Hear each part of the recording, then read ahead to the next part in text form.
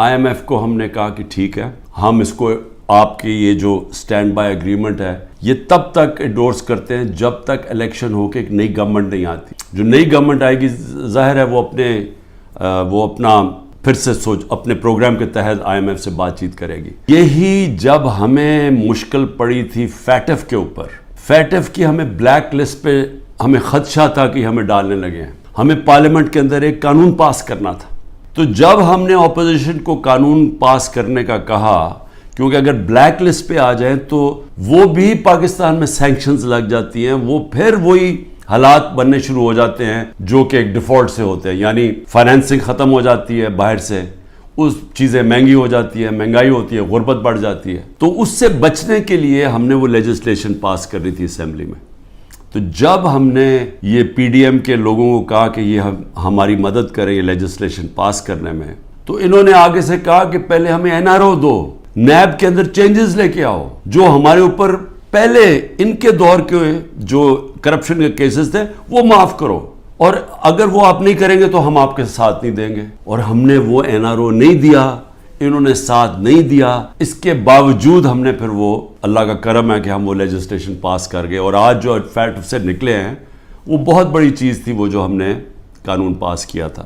میرے اوپر 180 کیسز بن چکے ہیں. ساری سینئر لیڈرشپ کی یاد اندر ہے کیسز ہیں، اور جو باہر نکلتی ہیں تو ان کو کہتے ہیں کہ جی پہلے کا پارٹی چھوڑو گے نہیں تو ہم آپ کو اندر رکھیں گے. جو ہمارے لیڈرشپ جیل میں ہیں ان کے اوپر انتہا قسم کا پریشر ڈالا جا رہا ہے. جو بھی گلگت بلتستان کے اندر جو ڈرامہ کیا گیا ہے، آپ یہ سوچیں کہ جو ممبرز کے اوپر انہوں نے پریشر ڈالا، ہمارے پاس تو نمبر پورے تھے، پہلے پارلیمنٹ کے اندر گھسنے نہیں دیا، اب اس کے بعد ایک ایک ممبر کے اوپر پریشر ڈالا ہے، وہی کرنے جا رہے ہیں جو کہ انہوں نے آزاد کشمیر میں کیا تھا. تو ایک طرف تو یہ ہو رہا ہے، اور اس کے باوجود ہم کیونکہ ہمارے ملک کو نقصان نہ ہو، ہم نے یہ فیصلہ کیا ہے کہ ہم اس سٹینڈ بائی اگریمنٹ کو بیکنگ دیتے ہیں تب تک جب تک الیکشن نہیں ہوتی.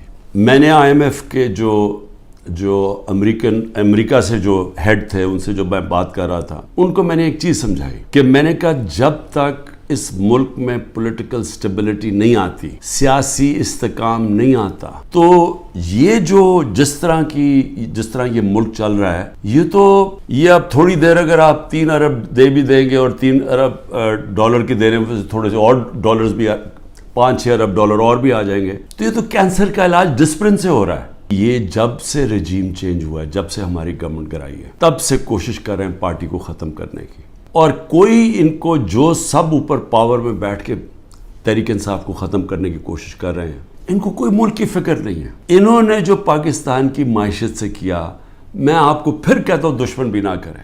3 ارب ڈالر کا ہمیں مل رہا ہے اس وقت IMF سے سٹینڈ بائی اگریمنٹ میں جو پیسہ آئے گا. 7 ارب ڈالر صرف ایک سال میں پاکستان کو نقصان ہوا ہے ایکسپورٹس کی کمی میں اور ریمیٹنسز کی کمی میں.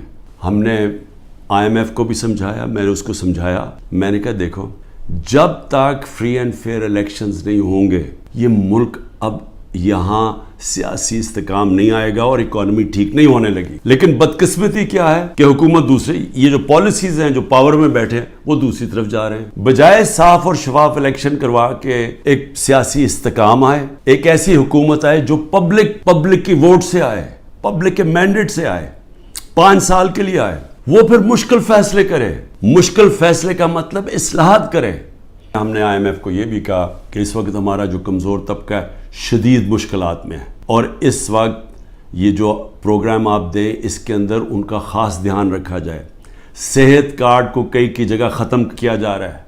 یہ ایک اتنی بڑی نعمت ہے غریب لوگوں کے لیے، مڈل کلاسز کے لیے، سفید پوش کے لیے، کہ اتنی مہنگائی کے اندر کم از کم ان کا علاج وہ جائیں تو کم از کم وہ جو ہمارا صحت کارڈ کہ 10 لاکھ روپے تک ان کو کسی بھی ہسپتال میں علاج ملنا چاہیے، اس کو رول بیک کیا جا رہا ہے. اور دوسری چیز ٹارگٹ سبسڈی جو ہم لانے لگے تھے کہ بجائے آپ سبسڈائز ایسے کریں کہ پٹرول وہ عمران خان بھی اتنی قیمت کا خریدے اور ایک بیچارہ غریب آدمی بھی اتنے خریدے یا رکشہ والا بھی، ایسا نہیں ہونا چاہیے. ٹارگٹ سبسڈی ہونی چاہیے. یاد رکھیں کہ اگر یہ پولیٹیکل انجینئرنگ کے تحت اسی طرح ایک فراڈلنٹ الیکشن سے، جس طرح کی یہ سندھ میں ابھی الیکشن کرواتے ہیں، اگر اس طرح کے الیکشن سے یہی لوگوں کو واپس لے کے آنا ہے اور ملک کی سب سے بڑی جماعت کو کونے پہ لگانا ہے، ختم کرنے کی جو کوشش کی جا رہی ہے، اس سے سب سے بڑا نقصان پاکستان کی عوام کو ہے، اور 14 مہینے میں جو نقصان ہو چکا ہے یہ مزید اور زیادہ نقصان ہوگا۔ یہ برداشت کر سکتی ہے قوم یا نہیں؟ میرے خیال میں یہ نہیں کر سکتی۔